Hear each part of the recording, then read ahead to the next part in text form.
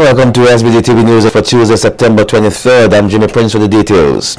Leader of the opposition, Eustace, says that the issue regarding the accreditation of associate degrees at the St. Vincent and the Grenadines Community College was raised in order to protect students and their future. Speaking on radio yesterday, Mr. Eustace said that he and the New Democratic Party are being criticized for the statement as political mischief. However, the opposition leader says he does not regret going public with the information. 1,000 students have been registered in these associate degrees, and up to now, I can't tell how many of them will ever get to the University of the West Indies if they so desire. There are many questions that have to be raised, and I make no apology whatsoever for raising the issue. It needs to be resolved. Any attempts to blame anybody or blame me or blame Bennett or anything, it's the usual thing. Blame the messenger, but don't deal with the issue. Meanwhile, Deputy Director of the Community College, Nigel Scott, is maintaining that the college applied for accreditation in 2013. Speaking on HIT's morning program yesterday, Scott said that the institution had received pre-accreditation in November 2013 and that he was not sure how much longer the process will take. He says, as it stands now, the National Accreditation Board is expected to visit the college and make its own assessment. Prime Minister Dr. Al Gonzalez says he is at the moment awaiting detailed information on the real extent of the problem at the housing project in Clare Valley. On radio yesterday, Dr. Gonzalez says while he knows that correcting the wrongs on the project will have certain financial implications, government needs to know exactly how many houses are at risk and to ensure measures are in place to address the problems. To make the correctives. Yes. Now, in the analysis of what has happened, I will want to find out some other details. But the first thing that I want to know objectively, what is the nature of the problem which we have at hand? How many houses have a challenge? And what this is going to cost, so that I can put everything in place. Yes. Whether I'm in St. Vincent or elsewhere, because the telephone is just one set of numbers away, wherever you are in the world. Yes. So I just want to give that assurance to the people of Clare Valley who have. The Prime Minister gave the Clare Valley residents the assurance that corrective measures will be carried out with a level of urgency.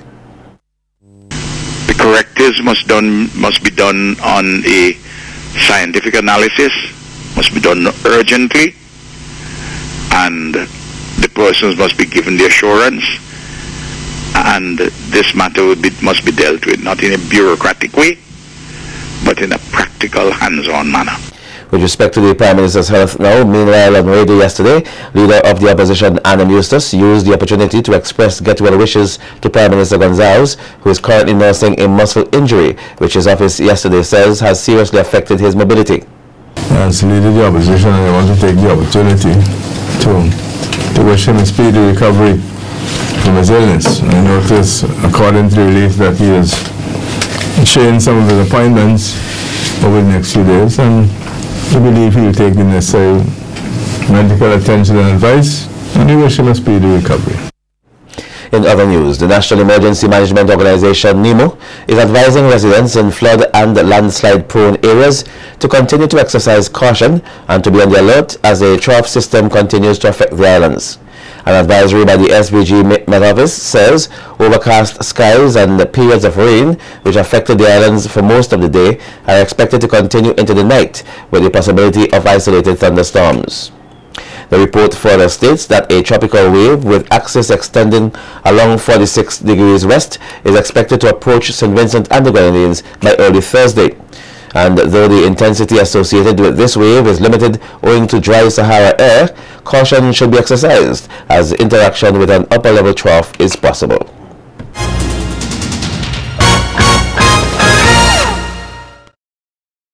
A number of early childhood educators are being trained on the High Scope Curriculum, which is an initiative by the Ministry of Education and the United Nations Children Education Fund, UNICEF.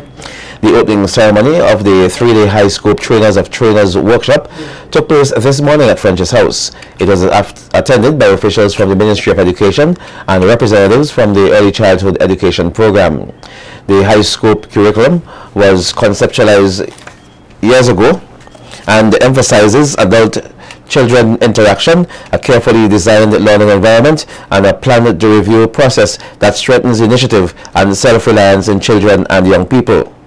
Speaking at the opening ceremony, Senior Education Officer, Early Childhood Education, Gwyneth Cambridge, said the early childhood curriculum in St. Vincent and the Grenadines has been evolving for some time now, and that the government is using the high scope curriculum as a way to retool the practitioners so that the children will benefit.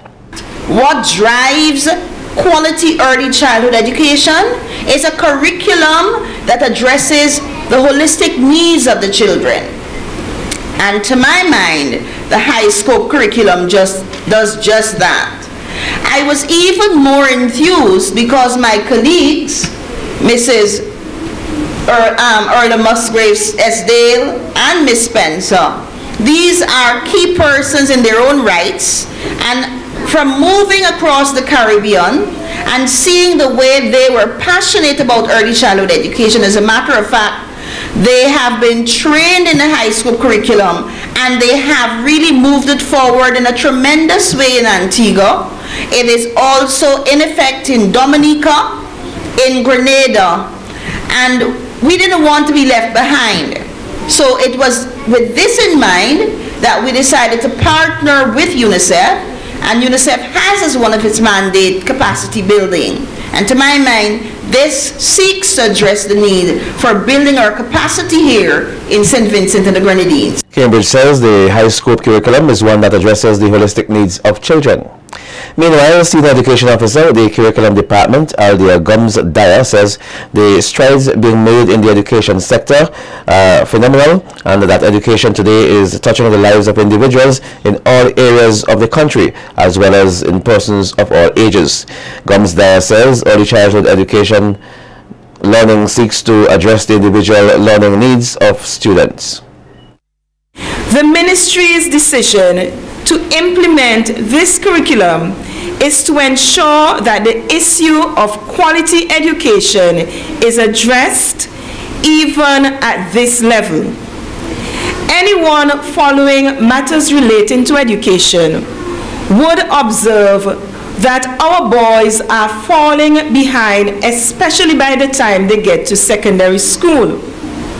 The research shows that addressing the needs of our students and addressing the differences in how boys and girls learn, even at this very early age, would bring about a difference in how our students learn what they are supposed to learn. Hence, providing this curriculum would bring us one step closer to ensuring that there is equity in the quality of education delivered to all our. Meanwhile, Supervisor of the Early Childhood Education in Antigua and Barbuda, Erla Musgraves Esdale, says research proves that early exposure to high-quality education will contribute to the future success of the individual. She says the roles that parents and caregivers play in the lives of young children are very important, and that they must recognize the impact that they have on the young ones. Research has shown that exposure to high-quality early childhood experiences contribute to the success of an individual later in life. Some children spend most of their waking hours with either their caregiver or their teacher. Therefore, it is important that not only the parent, but caregivers and teachers alike become cognizant of their importance in the life of the child. Musgrave added that some of the areas that will be focused on during the 3-day workshop are the history of the high scope curriculum, how the brain develops, and the regions of the brain that are responsible for different types of development in a child. Colin Lewis, a 45-year-old labourer of Beckway, is now before the court on 3 gun-related charges. The execution of a warrant by the police at his Beckway home last Thursday led to the discovery of 1 special revolver, 5 rounds of .38 ammunition, and 5 grams of marijuana. Lewis appeared at the serious offences court on Friday and pleaded guilty to the marijuana charge, but maintained a not guilty plea to the gun and ammunition charges. Police had no objection to his bail. With regard to the other charges, bail was granted in the sum of $30,000 with 1 suitable surety. He was also ordered to report to the Port Elizabeth Police Station on Mondays and Fridays between 6 a.m. and 6 p.m. and also to surrender all travel documents to the court. The matter has been adjourned to January 12, 2015. Well, Guinness drinkers across St. Vincent and the Grenadines will join other consumers around the world to celebrate Sir Arthur Guinness, the man behind one of the more renowned stouts worldwide. Operations and Commercial Manager at the SVG Brewery, Shafia London Williams, says the local celebration, which will take place at the Solidarity Incorporated car park, will include live performances, which will be an added feature to the simultaneous broadcasts from Kingston, Jamaica. On Thursday, St. Vincent and the Grenadines will be entertained by local acts, including First Lady, Royal, as well as Abuza. We would also have some of the biggest names in the DJs who would be there to ensure that person enjoy good music. In addition, live and direct from Jamaica, we would have 2 of the biggest names in dance hall right now, Popcorn as well as Conscience, backed by a live band. They would be joined by Stilt Walkers as well as 246 Bubblers, the dancers 246 out of Barbados, known for their skills and known to they're actually seen in several dancehall videos. They would be live in person in the car park on Thursday. She says the gate price is quite reasonable and that VIP patrons will be able to mingle with the performing acts. VIP section is only $50, and persons in the section, they would enjoy free Guinness all night as well as free Guinness mixes all night, and they would also be able to mix and mingle with the artists. But in addition to that, they would receive a special edition goblet, a special Guinness goblet, limited numbers that we have, but each VIP person will receive one of those goblets that they can enjoy their very peacefully cold Guinness all night.